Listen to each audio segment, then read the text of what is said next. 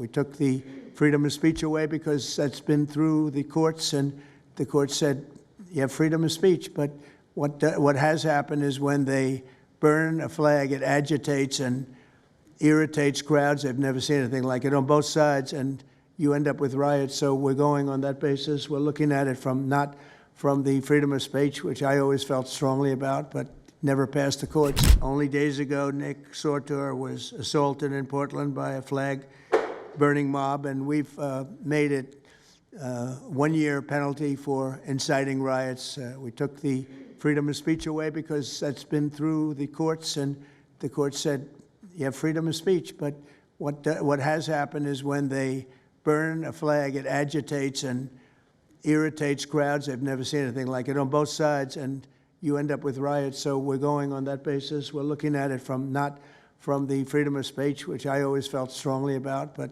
never passed the courts. This is what they do, is they incite. When you burn an American flag, you incite tremendous violence. We have many examples of it, many examples of it, and it's actually down on tape, and you see things happen that just don't happen unless it's the flag that's burning. Very recently, Katie Davis Court was hit in the face with a flagpole in Portland by an Antifa radical, leaving her with a very blackened eye.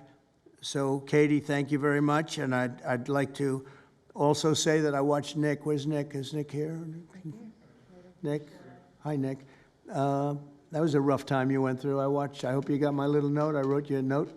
Yeah, I really appreciated that. It helped a lot because it was a difficult situation. It was very stressful. And your note helped a lot. I truly appreciate it. I thought it was terrible, actually. I thought it was terrible. So we'll talk about it a little bit. Under the last administration, the Department of Justice targeted faithful Catholics, Christians, and patriotic parents as domestic extremists. They said, oh, they're extreme because they believe in God. They're extreme because they go to Catholic church, or evangelicals, where everybody was under the gun. Unless you were a really bad, sick person, then they left you alone. Under the Trump administration, we're going after Antifa criminals, and all who fund and support their campaigns are in serious trouble. And we have a lot of records already, a lot of surprises, a lot of bad surprises. It's people that you would never think. I want to thank Attorney General Pam Bondi, who, by the way, yesterday was incredible in Congress. It was amazing, and she just did it from the heart and the brain, because she's very smart, in all fairness. But she did it from the heart, and she did it an incredible. Everybody was talking about it. She exposed some of these fake senators, these terrible senators, people like Blumenthal that had a phony war record. For 20 years, he talked about what a hero he was, and it turned out he never went to Vietnam. For 20 years, he talked about being a hero in Vietnam. Then it was exposed when he said what platoon he was with, and it was exposed that somebody was watching from that particular platoon. They said he was never with us.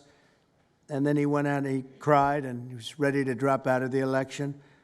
And disgraceful. And then he looks at people like Pam and he starts criticizing her, and she's a patriot. They ought to do something with that. You know, we have a young congressman that's right now in jail for lying about where he went to college and other things. It was, you know, frankly not good. It was pretty bad. But it was nothing compared to Blumenthal. I mean, what Blumenthal did, he was for 20 years a hero, a great war hero. And then he sits back and, you know, sanctimonious kind of a guy, looks down, how dare you do this to the American public, you know? What a fake.